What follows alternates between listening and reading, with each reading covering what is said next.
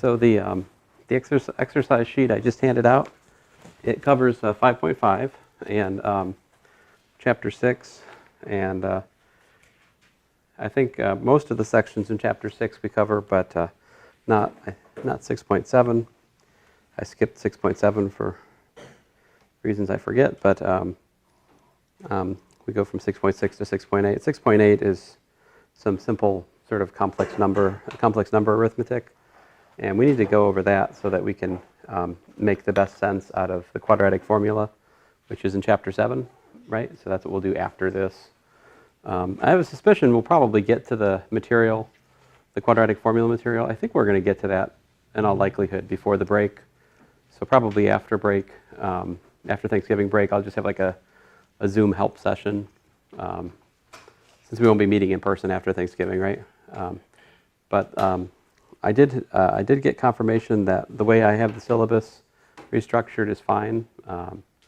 Administration was just concerned that some professors might like end their class before Thanksgiving and like have grades given out and stuff like that prematurely, and that won't happen here. I mean, you have assignments up until the final exam, so not a lot, right? I mean, the lion's share of the work in this course is probably done after final exam part 1, but you know, if you neglect the work after that point, it could hurt your grade.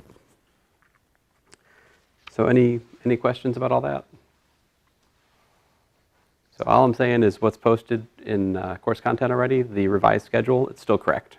That's all I'm saying. So let's take a look at exercise 1. We're supposed to solve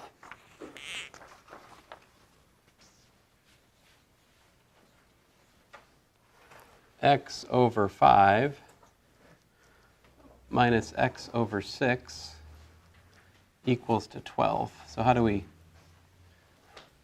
solve that?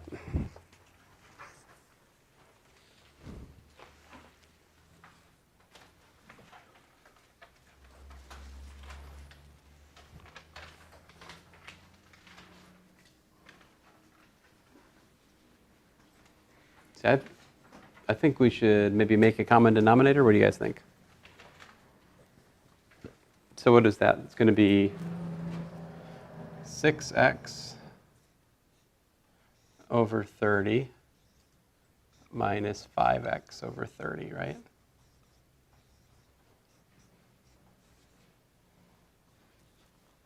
And what's 6x minus 5x over 30? This just, what's that? X over 30, right? So this simplifies to x over 30 equals to 12, and then what do we do? Multiply the equation by 30, right?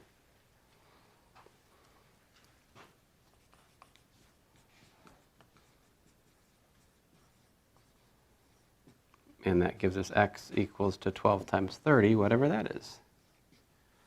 I guess it's 360.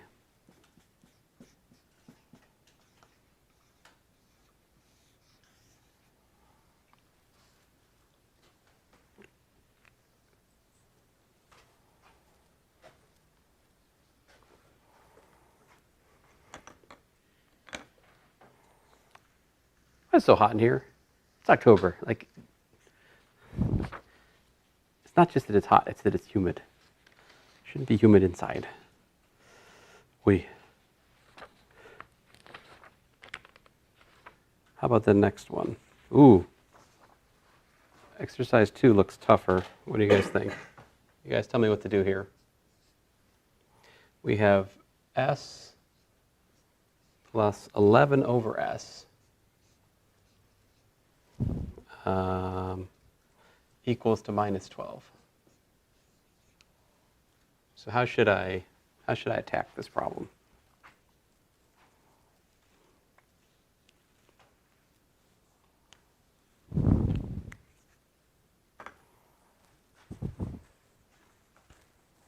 I had to grab a marker.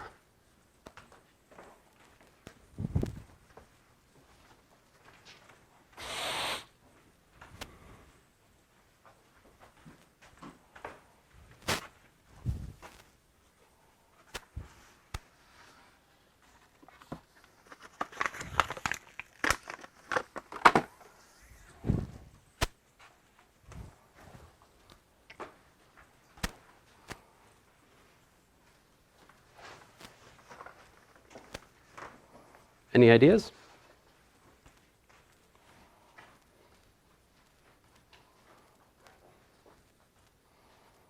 See, what I would do is I would multiply this by s. If we multiply by s, what happens?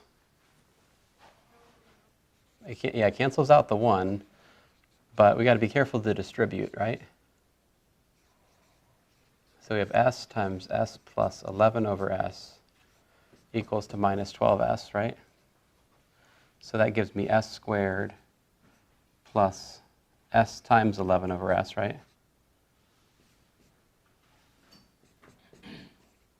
In other words, we get s squared plus 12s plus 11 equals to 0.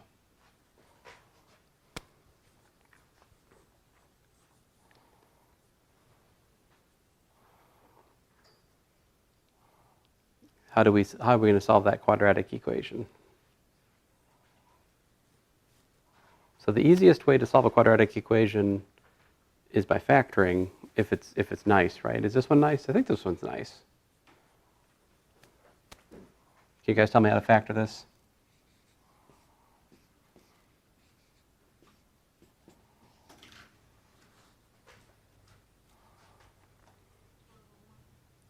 $12 and 1, almost. Yeah, 11 and 1. Because then we get 11 plus 1, which is the 12 there. So what does that mean s is equal to? S equals to minus 11 or minus 1.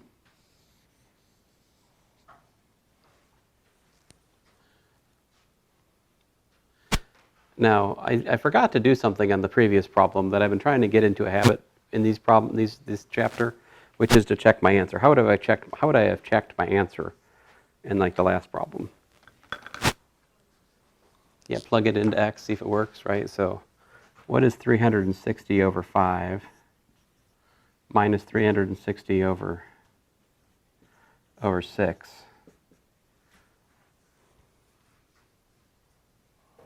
72 minus 60, which is 12. Hooray. All right, so good. Our solution was an honest, good-to-goodness solution. How about here? For this exercise 2, how do I check? Same thing, right? Plug it in. We get minus 11 plus 11 over minus 11, which is minus 11 minus 1, which is equal to minus 12. Check, right? And we also get minus 1 plus 11 over minus 1, which is minus 1 minus 11, which is again minus 12. So that one also checks. So I think I did this problem last time towards the end of class, right? But what was the difference? I did it with the letter X instead of the letter S, right? Pretty sure I already did this one.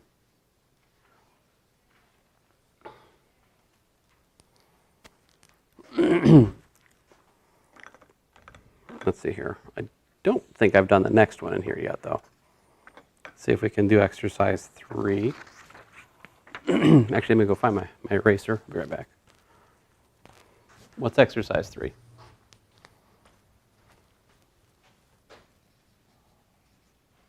While I'm taking the trip, exercise 3, we're supposed to solve 2 over z plus 6 equals to 1 over z minus 1. So there are various approaches, right? See if you can do it.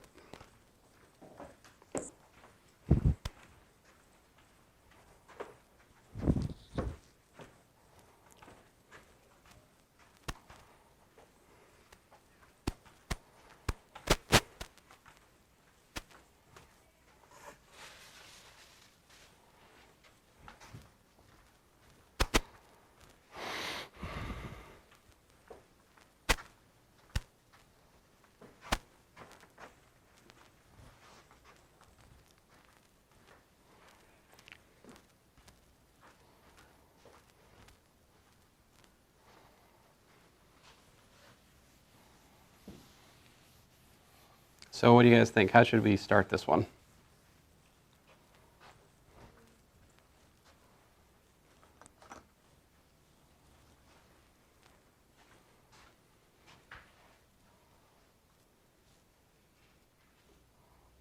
Any suggestions? Cross multiply, I like it. So 2 times z minus 1, right? Equals 1 times z plus 6, which gives me 2z minus...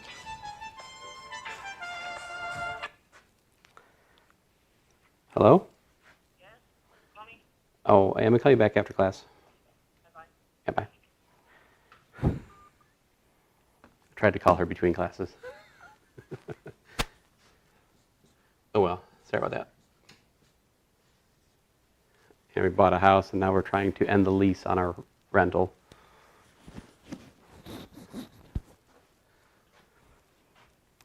It's fun stuff.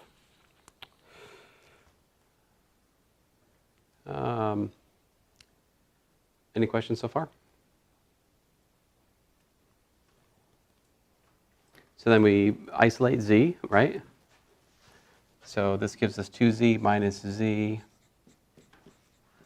equals to 6 plus 2, which gives us z is equal to 8. And then, of course, we can check our answer, right? Check it. 2 over 8 plus 6 is 2 over 14, right? And that's equal to 1 over 7. And also 1 over 8 minus 1 is equal to 1 over 7, right? So they match up.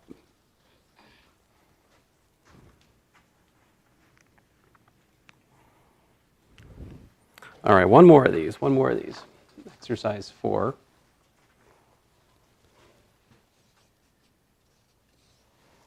And then we'll move on to the next kind of problem. So z plus 1. Why are these all in z? I'm going to put this into x. I'm tired of the z. X plus 1 over x equals to 5/4. Let's see if we can solve that. So I think I'm going to go with your you suggested we cross multiply. I think that's a good strategy here again, right? So cross multiplication gives me what? It gives me 4 times x plus 1. So we got some parentheses there to be careful, right? Is equal to 5 times x. Cross multiplying. Now I distribute, and I get 4x plus 4 on the left-hand side equal to 5x. So that gives me, subtract 4x from both sides, right? And that gives me 4 is equal to x. Oh, so there you go. And of course, we can go up and we can check it. This one I can check in my head. Like, I don't need to write stuff down for this one personally. Can you see how to check this one in your head? Just plug 4 back up in here. We get 4 plus 1 is 5. Over 4, we get 5/4. If we plug in x equal to 4 there. In fact, honestly, I bet there's a lot of people who could guess the answer to problem 4 without doing this algebra. Like, if you just look at this for a second, you might have guessed x equals to 4 as a solution, right? I'm just saying. Some algebra problems you can see the answer. I'm not advocating that as a method. I think it's better to go through the steps. That way, if you do something wrong, at least you can get some partial credit. It's hard for me to give partial credit on guessing, but I do respect it. Okay, so exercise 5. So before I get into exercise 5, I need to give you a reminder.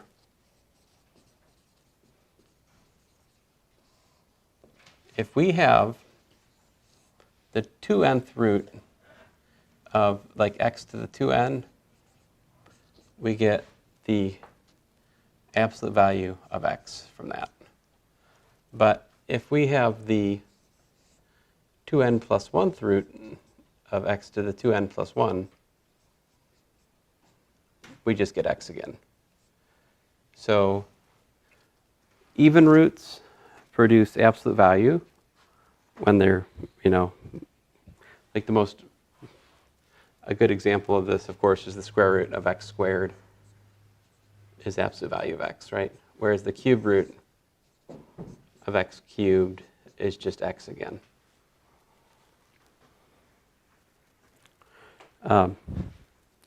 So, to be fussy, let me just put it in words here. The input to an even root function, or I think we sometimes call this the radicand,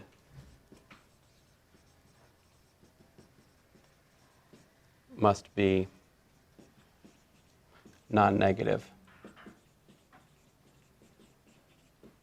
Right. In contrast, an odd root function, you can put anything into it, right? And also another thing we should notice is if I had, like, for example, the third root of minus a times b, or let's just say the third root of minus a for discussion, all right? Then that is the third root of minus 1 times a, all right? And so that's the cube root of minus 1 times the cube root of a. What's the cube root of minus 1?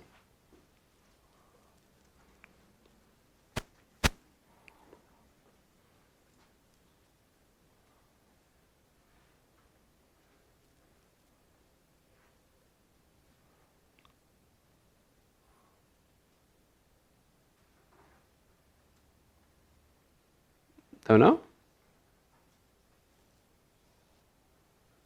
Does it exist? Don't know. What would that mean, cube root of minus 1?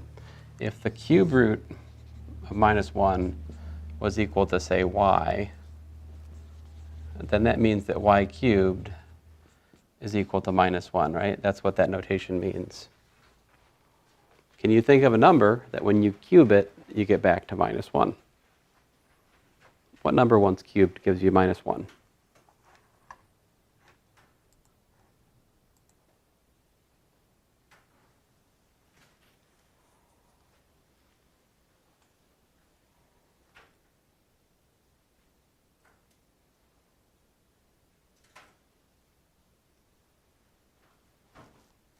Nobody?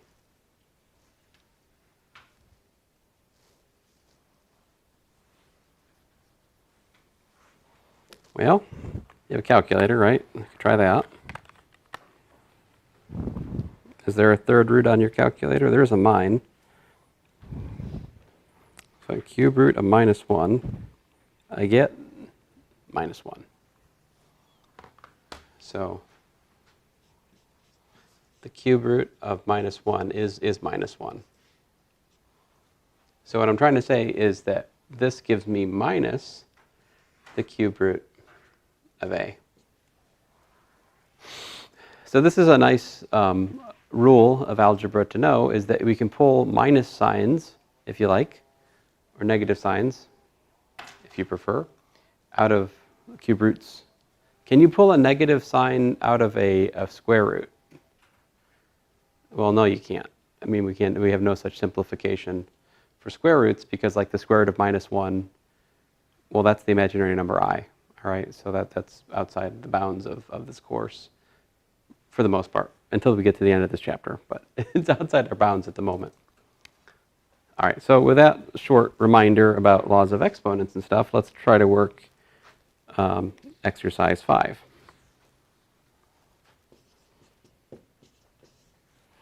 So exercise 5, we're asked to simplify the cube root of minus 343 x cubed.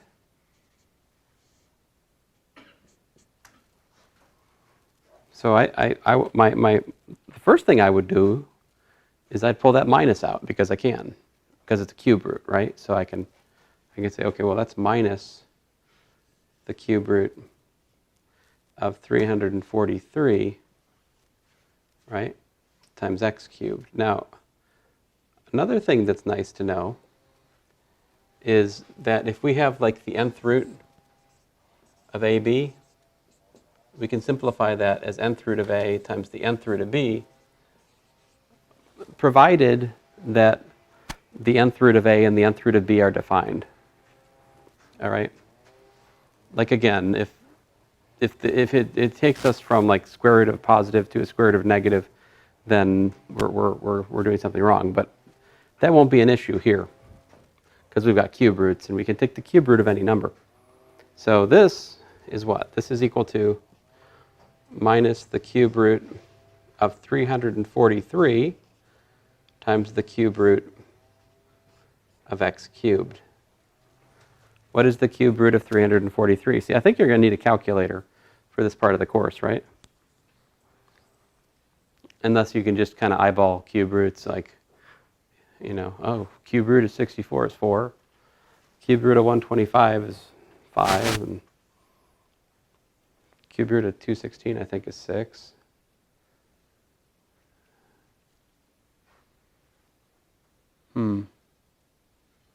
Is that 7? I don't know. 343. Yeah, that's the cube root of 343 is 7. 7 cubed is 343.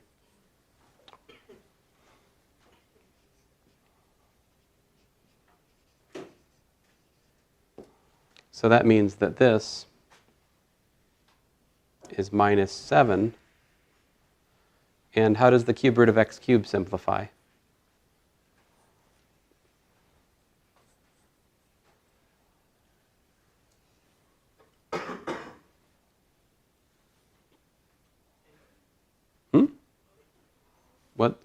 How can you simplify the cube root of x cubed? I mean, what is this?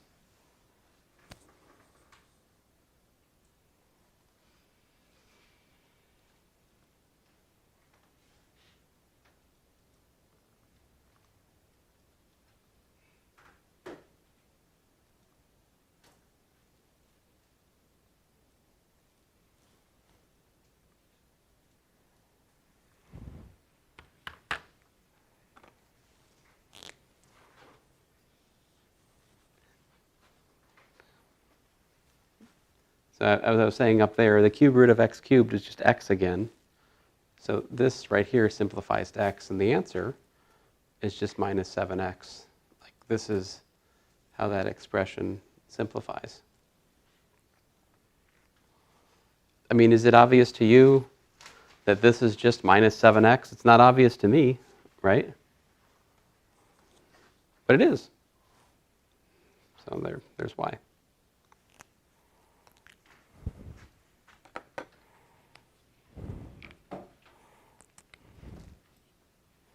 So again, I've taken all these problems from your My Math lab. See if we can do the next one. Well, almost all of them. I may change the wording a little bit. Let's see here. So exercise 6. We're supposed to simplify. Well, we're supposed to rewrite without rational exponents.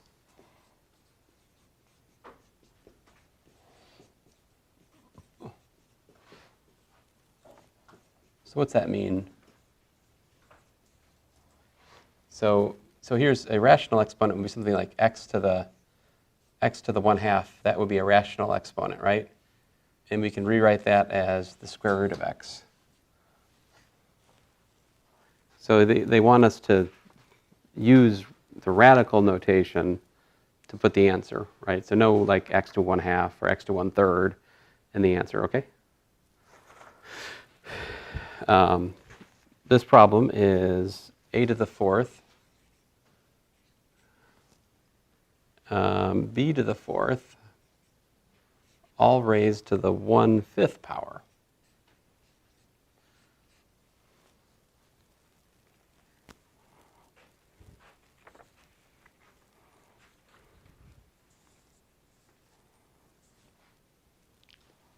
So how do you guys think we should do this one?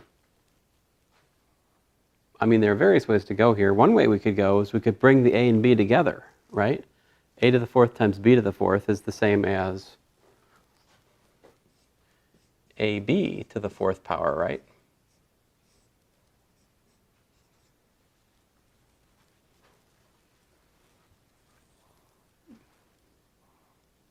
And then we can use the other law of exponents, right? Which is what? That's ab to the what?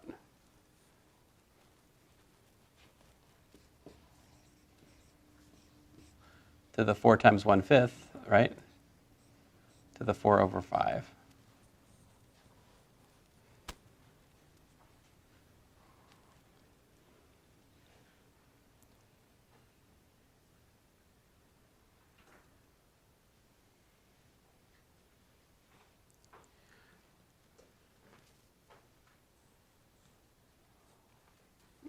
So how can we, I mean, my last step is not wrong, but it's not helpful either. How can you get rid of the 1/5 power? What is that equal? This is equal to what? What it would be the square root of ab to the fourth? That would be wrong, right? What am I missing? So like blah to the 1 over n is equal to the nth root of blah. That's this and that are two different notations for the same thing. Right? So I have to put a 5 as the index of the root here.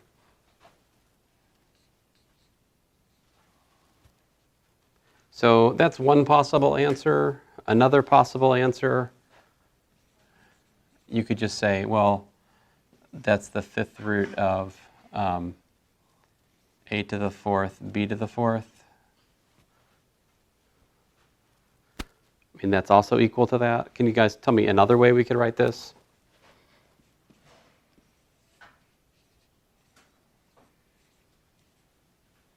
Can you tell me yet another way we could simplify this?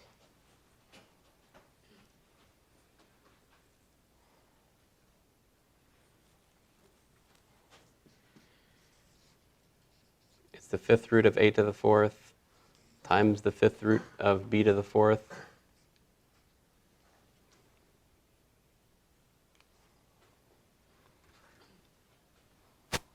So like,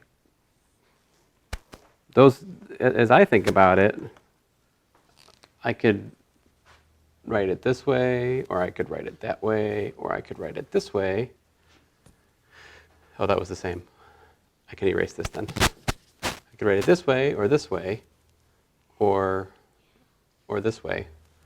I think all three of those answers adhere to the instructions of the problem. I'm not sure what your electronic homework system is actually looking for as the answer here. All right? Like, I wouldn't know without getting into it, checking. I could do that if you'd like. Tell you what, I'm going to do that, and I'm going to let you guys work on the next one while I am checking on what your homework actually wants. I actually put up the next couple here. Actually, this one should be less ambiguous. As I've mentioned, anytime we're simplifying something with an expression, there is a certain degree of ambiguity which is possible. So when I'm grading it, I have to look for more than one possible right answer. And if you're comparing answers with a friend, you got to keep in mind that they might also be right even though they've got a different answer. So the question is, how does that simplify? Another one, exercise 8. We've got the ratio of 7 to the 7/4 power divided by 7 to the 5/4 power. So we'd like to figure out what that is. And then finally, exercise 9. We have the square root of 1575 x to the power 4. And the instructions say is simplify by factoring. Assume that no radicans were formed by raising negative numbers to even powers. This is a fancy way of saying you're given that x is greater than or equal to 0. Okay? So why don't you guys work on those 3, and I'm going to open up my math lab and check on that. I'll try to find that problem and see what the answer was supposed to be. Just take me a second here.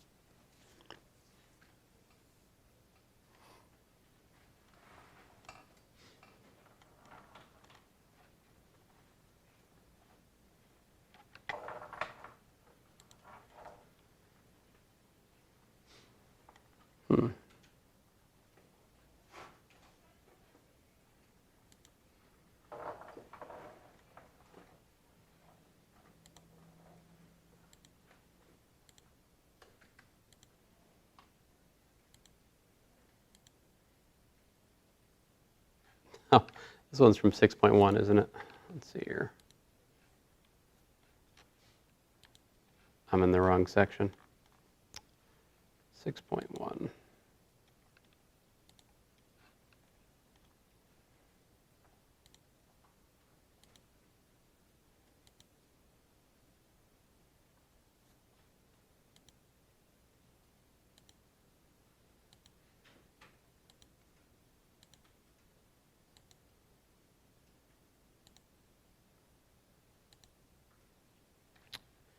Nope, I think we might be in 6.2. Let's see here.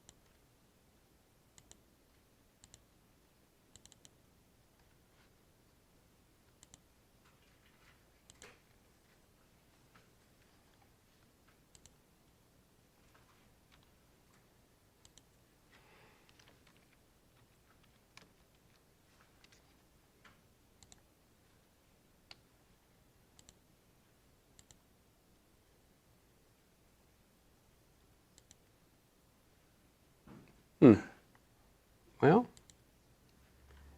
I think that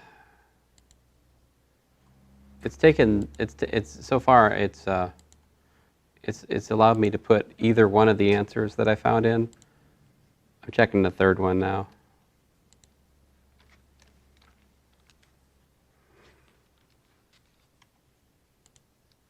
Ooh, ooh, ooh, ooh.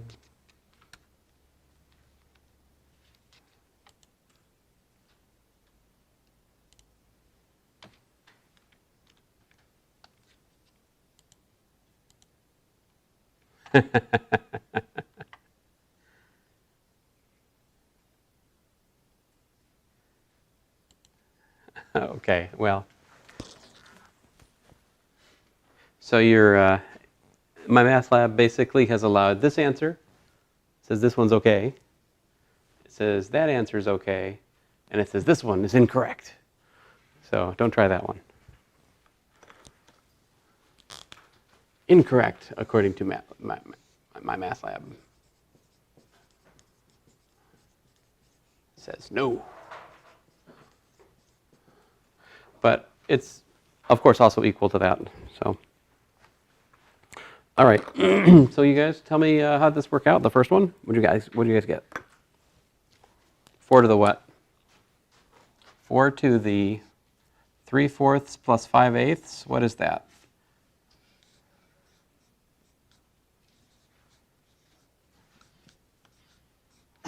What'd you say? To the what? 11/8. So you got 6/8 plus 5/8, 11/8. Very good.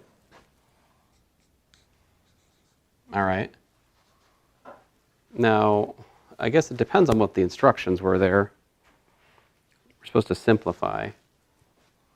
Let's see here. So one way we could simplify that would be, yeah, we could divide it by 2. We could try this. So this would be 4 to the 8/8, right? Times 4 to the 3/11. I'm sorry, 3/8. Right, 11 is 8 plus 3. So you could split off that 8/8. And that would be 1, right? 4 to the 1 times 4 to the 3/8, which is what? So we could write that as 4 times the 8th root of, 64. I don't know. There are, listen, this is, I don't know, honestly, like, I prefer that if a textbook is going to ask questions like this, they have sort of much more structured instructions. So, if I said simplify, I would be like totally happy with this answer, If I could try to think of other instructions where I would want you to do this, but I'm having trouble thinking of like the sentence I would need to write to guide you guys to put your answer like that, What I'm more than often likely to do when I'm aiming for a situation like that is I do something like, you've already seen it on the first part of the course, right? Well, maybe you haven't. I can't remember if I did. This is where my memory doesn't serve me well. But a way to take the ambiguity out and for me to get what I want in terms of understanding if you guys understand things is to say, find A and B such that this equation's true. So can you find A and B? Find A and B to make this equation true. Like, what are A and B then?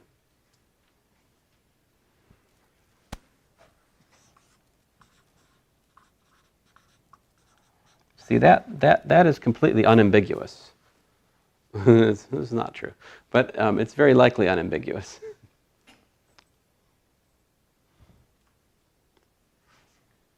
See, because if I ask the question this way, then all I'm really asking you is to take your answer and write it in terms of a power and a radical, right? So this is really the 8th root of 4 to the 11, right?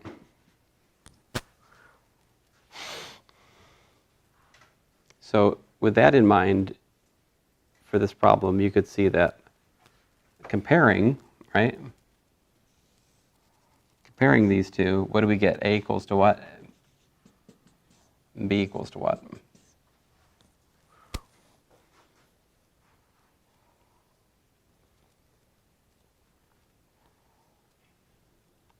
A is equal to 8, right?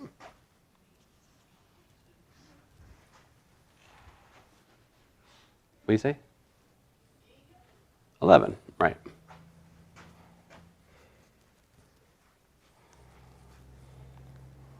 Or I could be more annoying and say, this is equal to, here's a different version of my instructions. 4 to the 3/4 times 5 to the 8th equals the 8th root of 2 to the power b. Find a and b. See how that's annoying? What would I have to do to figure that one? I'd have to convert from 4 to 2, right? How do you convert from the 4 to the 2? What is 4 as it relates to 2? It's half, yeah. But 4 is equal to 2 squared, right? So 4 to the 11 is 2 to the 2 to the 11. In other words, it's 2 to the 22. That just looks cool. Anyway, so yeah, apparently this is equal to the 8th root of 2 to the 22 then. So if I defined, I could ask the question that way, and then I would want you to tell me A equals to 8 and B equals to, now B defined like that, B would be 22, right? You can compare, right? 22. So if I want to ask a simplified question, I usually ask it like this, so that I can take the ambiguity out of it and make sure that, you know what I'm looking for.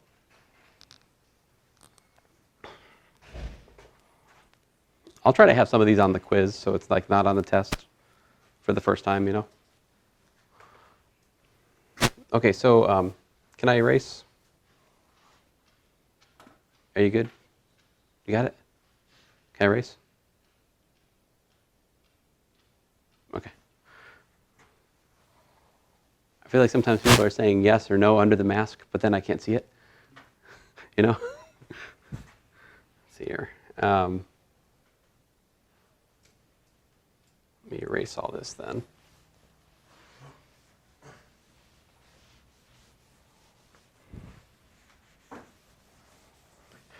All right. So how about this one?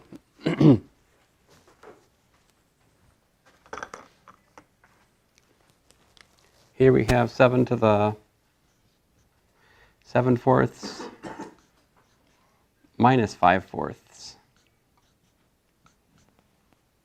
which is 7 to the what? 7 minus 5 is 2, like common denominator, right? No need to do anything there. Set 7 to the 2/4, which is what? 7 to the 1/2, so it's the square root of 7. Square root of 7 is the answer here. How about this exercise 9? What do we do here? Well, I'm going to do this. I'm going to say that's the square root of 1575 times the square root of x to the 4th.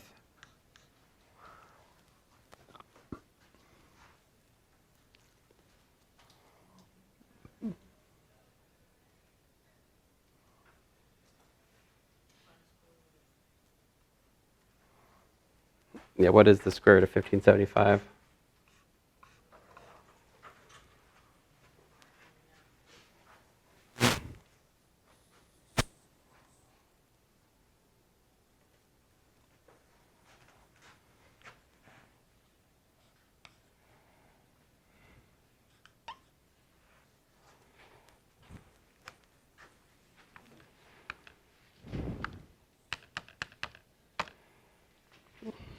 It is 15 times root 7. So this is 7 times 225 as it happens. And so when you take the square root of that, you get square root of 7 times the square root of 225. The square root of 225 is 15, so that's 15 root 7. So yeah, this is 15 square root of 7. And what's that's x to the what? X to the 4 halves. What's 4 halves? 2? Right, so we've got 15 square root of 7 times x squared.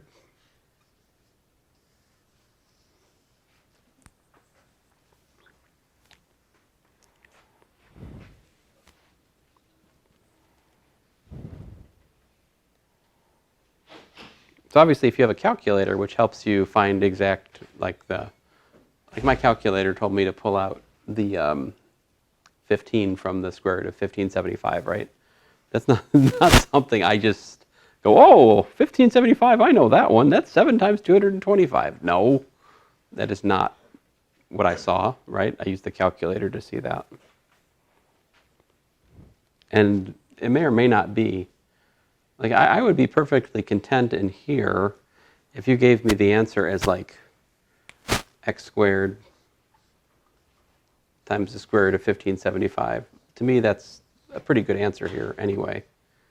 This extra bit about pulling out the 15, that's just kind of icing on the cake, so to speak. To me, that's extra.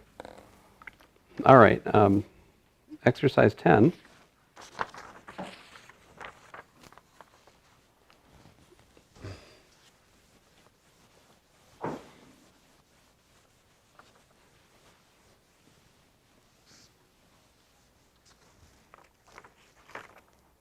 What do we got for exercise 10?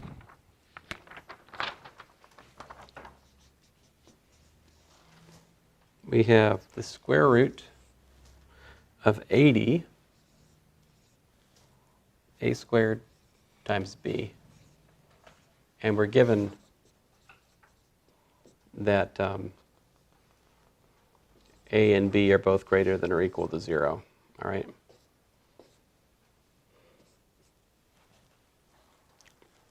That's actually important. Even in the last problem, the reason I could put this as x to the 4 over 2 like that without further commentary was because I knew that x was non-negative.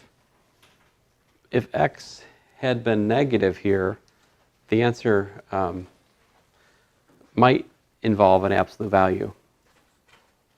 All right? So like, to be careful, if I have the the square root of like x to the 4th, I mean, you could think about it as the square root of x squared times the square root of x squared. The square root of x squared is the absolute value of x, and that's the absolute value of x. So it just so happens here in this particular case that you've got absolute value of x squared. And that is what?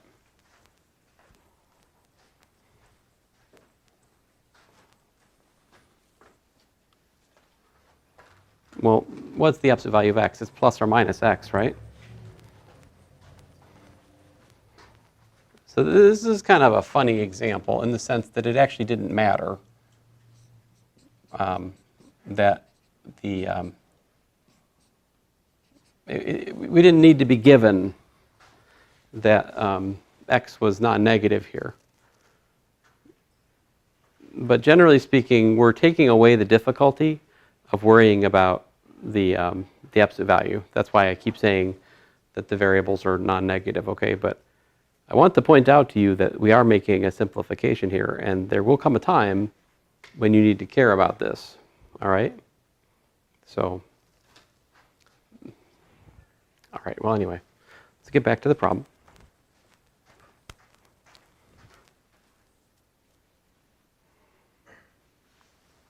So what should I do?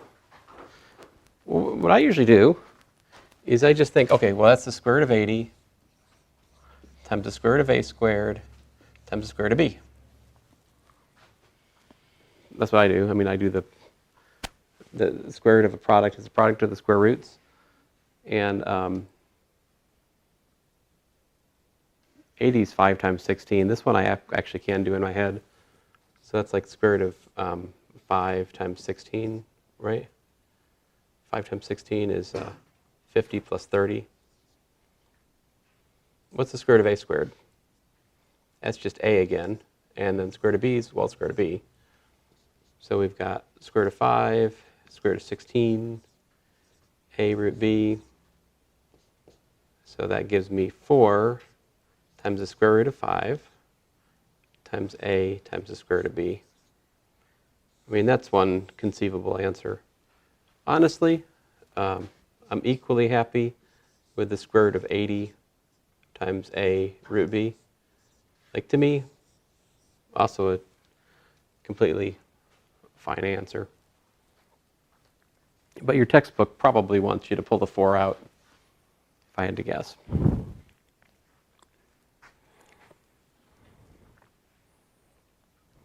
Oh, hey, this next one's nice.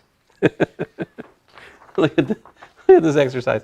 So a lot of the ones I haven't included in this exercise sheet, there's a lot of problems in your homework which are even simpler than the ones I'm showing you. All right? This one's kind of like those, where you're supposed to multiply and simplify. So the reason multiplying and then simplifying makes a lot of sense is, check this out. So this is the square root of 45 times 60, right? But the neat thing in here is that there is a 3 times 15 for the 45, and there is a, let's see here, well, there's a 4 times 15 for the 60, right? So you can rewrite this as the square root of 12 times the square root of 15 squared. So in other words, it's 15 times the square root of 12. But we could simplify the square root of 12 further, right? What's 12 is what?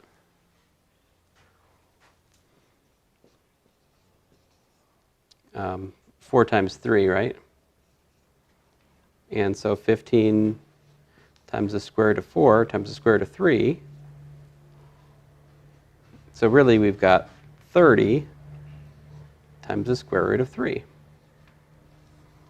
I can't get any simpler than that, but I'm pretty sure that's what your textbook is looking for the problems like this. So the name of the game is multiply them together, and then look at the factorization of the numbers and group things together. If you've got squares in there, then the square root of a square is just the number again. So look for those. That's the game there for number 11. Questions?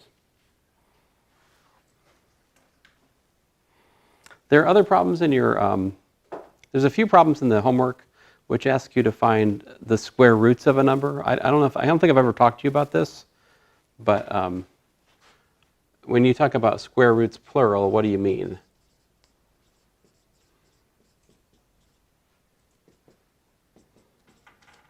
For example, what are the square roots of 16? They're numbers, basically x such that what? X squared equals to 16, right? So there are two answers there, right? So we get, x equals to 4 or minus 4.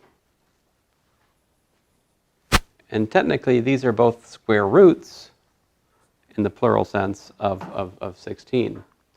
But I have said in here before, and I will say here again, for us, a square root is what? It is non-negative. So there's more language for that. Technically, our square root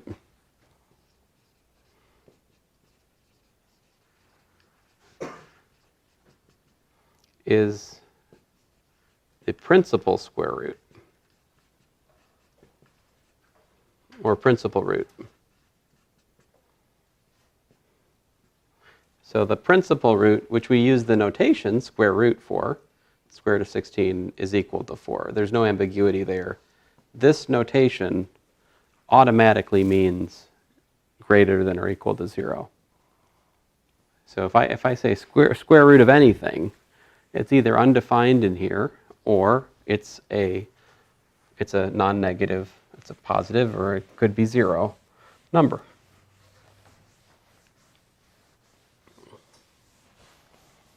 So that's important to know about, because if somebody asks you to solve the equation, right? if you're asked to solve the square root of x plus 7 equals to minus 3, you don't need to do any more work. All right? Like, you see that equation, you go, no, that's not possible, because the square root of blah in this class cannot be negative. It's greater than or equal to 0. So this has no solutions. Right?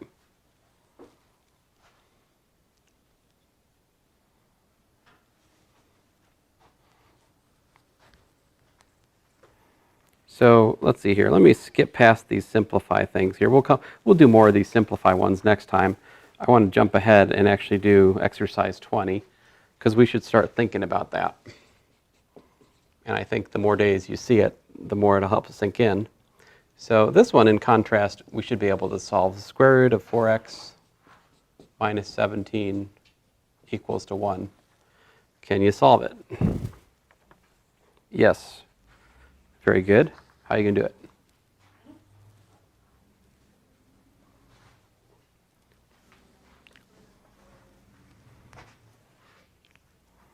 The natural enemy of the square root is what? The square, right? So what you want to do is just like square the equation. So this is another thing we can do to an equation. We can square both sides.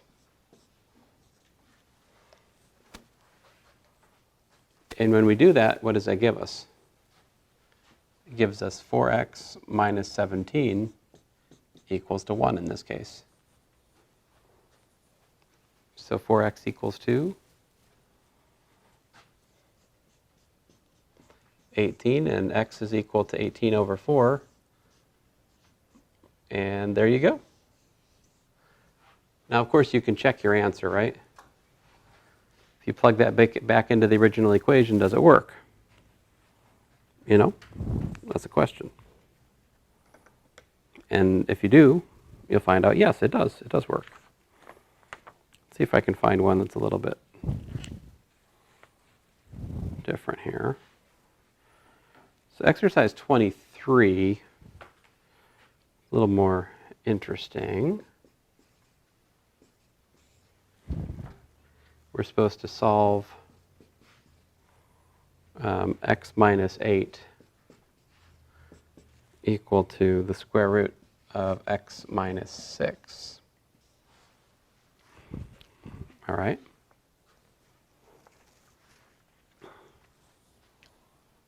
So notice what's different about this problem is we've got an x on the other side, right? But still, like, the right starting move is to square the equation. Because if we square the equation, we'll remove the radical, right? So your goal is to remove the radical.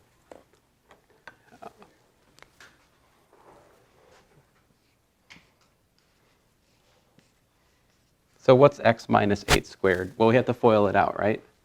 So like x minus 8 times x minus 8, whatever that's equal to, right? Well, but that's going to be equal to x minus 6 on the other side, because the square root of x minus 6 squared is just x minus 6 again. So this gives me that. But when I multiply this out, I've got x squared minus 16x plus 64 equals to x minus 6. How do we solve that equation?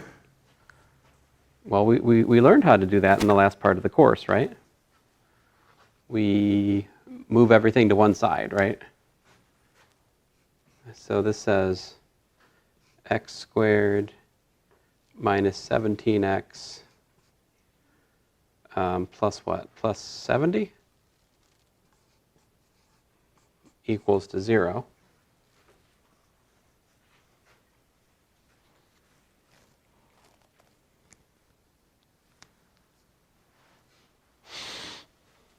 Is there any, so